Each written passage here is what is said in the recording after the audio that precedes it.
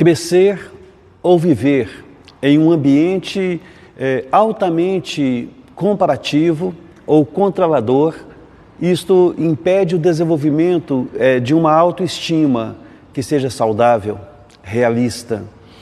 A solução que se propõe está em focar em duas habilidades que são essenciais. A primeira delas, desenvolver a empatia própria, a autoempatia. Significa a capacidade de acolher a dor do seu passado com compaixão. E a segunda seria aprender a estabelecer limites saudáveis no tempo presente, guardando e protegendo o seu espaço emocional de toda e qualquer toxicidade que venha de fora. Mas todos nós temos referências, e quando essas referências mais próximas de nós falham em nos dar um modelo que seja saudável, nossos pais, familiares, as autoridades presentes na nossa vida, por exemplo. Vamos iniciar aqui sobre a ausência de referências e o amor incondicional de Deus. Vamos fazer aqui um confronto desses dois aspectos que são importantes.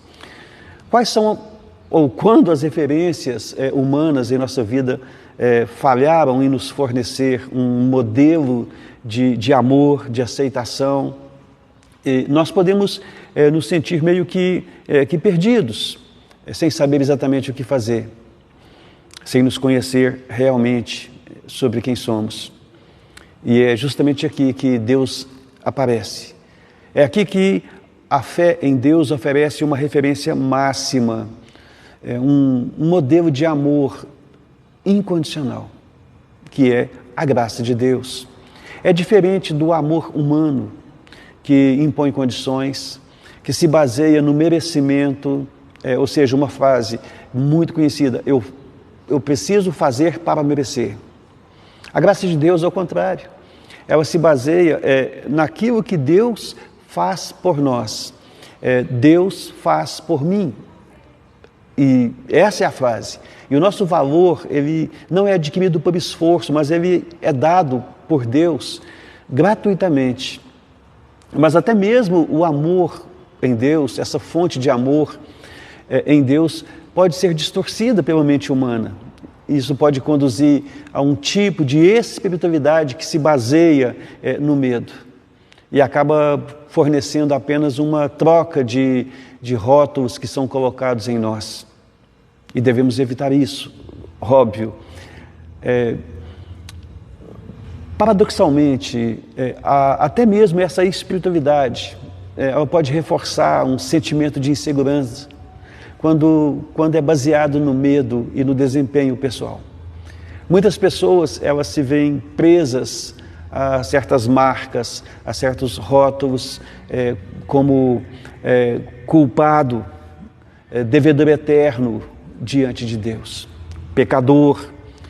Uma abordagem excelente é justamente propor essa substituição de uma forma consciente desses rótulos que marcam e que depreciam a pessoa por versículos bíblicos referentes a esses pontos sendo trabalhados.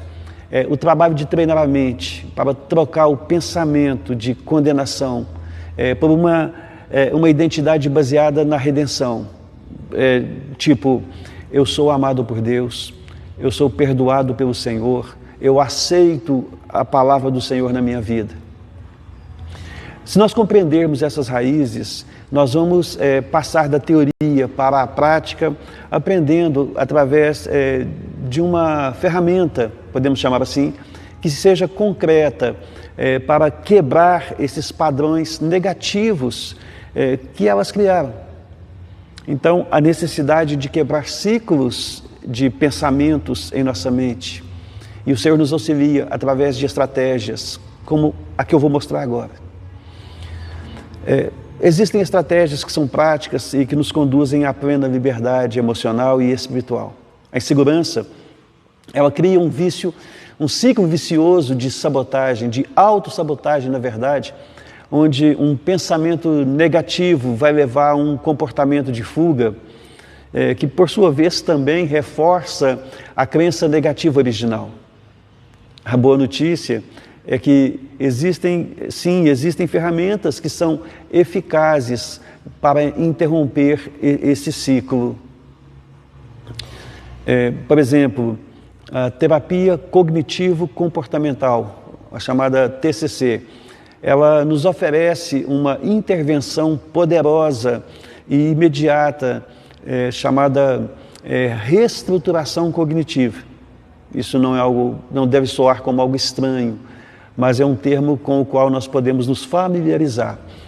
Nós vamos aprender a aplicar passo a passo essa reestruturação cognitiva usando a palavra de Deus, conciliando essa técnica com a palavra do Senhor. Vamos lá, vamos pensar em problema e intervenção. Passando da dúvida que está no coração para uma parada de pensamento. Pare. O ciclo começa como um pensamento automático, tipo assim, eu não vou conseguir. E essa frase martela na cabeça e isso trava e bloqueia toda e qualquer ação. Mas quando existe uma intervenção em nossa mente, através da parada do pensamento, como que é isso? Como é que funciona isso? Simples. No momento em que você identifica um pensamento invasor, atrevido, que não foi convidado, que não faz bem, você vai dizer mentalmente, ou mesmo em voz baixa, você pode dizer para. E isso não é um truque mental. Na verdade, é um ato de autoridade sobre a sua própria mente.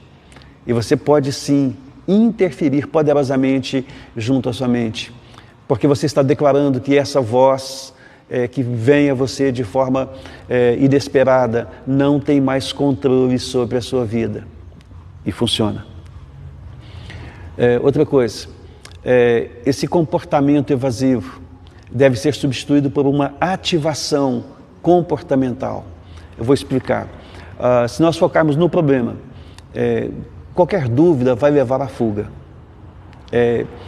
Isso faz com que a pessoa, você ou qualquer outra pessoa, possa evitar o desafio, ou então adiar qualquer situação desafiadora para não ter que enfrentar a possibilidade de fracasso, de errar, de não conseguir alcançar aquilo que se propõe.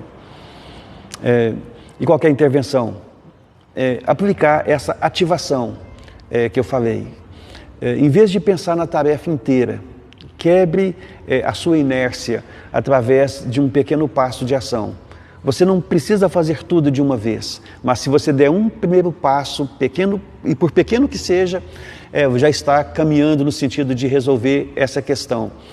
Por exemplo, se você se desafiar a escrever um relatório, o primeiro passo pode ser abrir o documento, escrever o título, um primeiro parágrafo, já é o início e depois você vai voltar ali, porque essa ação, por menor que seja, vai gerar um momento positivo e vai construir confiança em você.